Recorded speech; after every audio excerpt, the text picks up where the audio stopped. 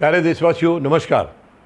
कल सरकार ने सिंगल यूज़ प्लास्टिक को बैन करने का ऐलान किया है, लेकिन इसके साथ साथ एक बहुत बड़ा सवाल भी है कि ये किस किस चीज़ को बैन करेंगे।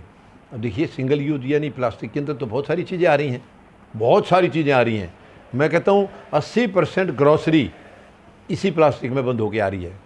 दुनिया भर के, जैसे बिस्किट आप लगा लीजिए, कुरकुरे लगा लीजिए, चिप्स लगा लीजिए, पानी की बोतलें हैं, पॉलीथीन्स हैं, ये वॉशिंग पाउडर का जो पैकेट है, लिक्विड का पैकेट है, दुनिया भर के आइटम है, दालें हैं, दुनिया भर के आइटम हैं जो कि इन्हीं में आ रहे हैं। क्या ये इन सबको बैन करने जा रहे हैं?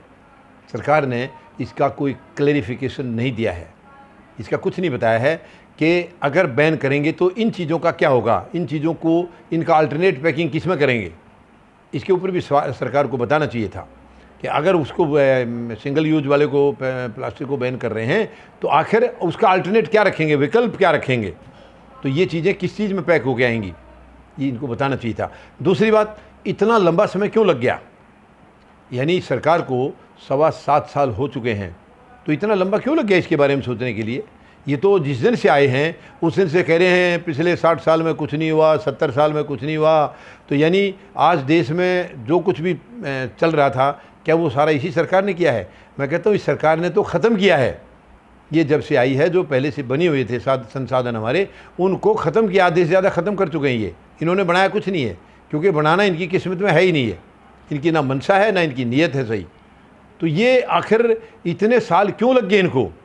अगर ये सिंगल यूज़ प्लास्टिक ख़तरनाक है, इसके इस्तेमाल से नुकसान के चांसेस हैं, तो इससे पहले क्यों नहीं कर दिया था?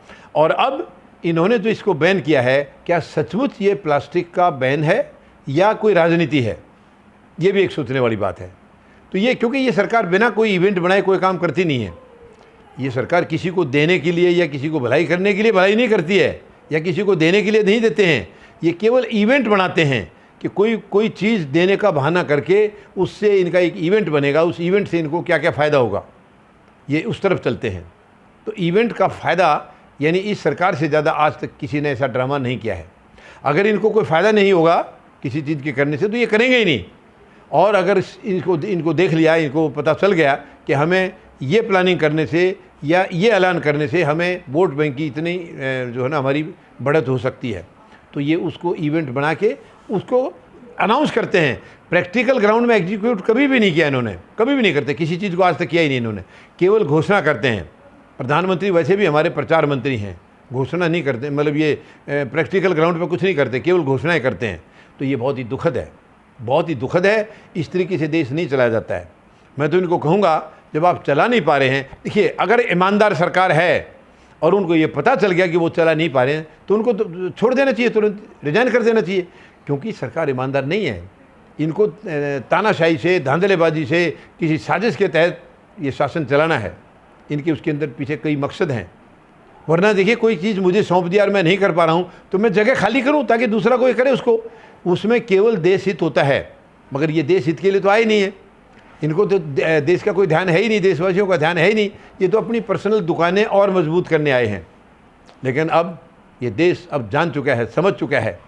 और अब ये मैं इनसे अपील करूंगा कि जो आप सिंगल यूज प्लास्टिक बैन करने जा रहे हैं, अच्छी बात है, बट इसका अल्टरनेट क्या होगा, इसका विकल्प क्या होगा, वो ज़रूर सरकार बताए।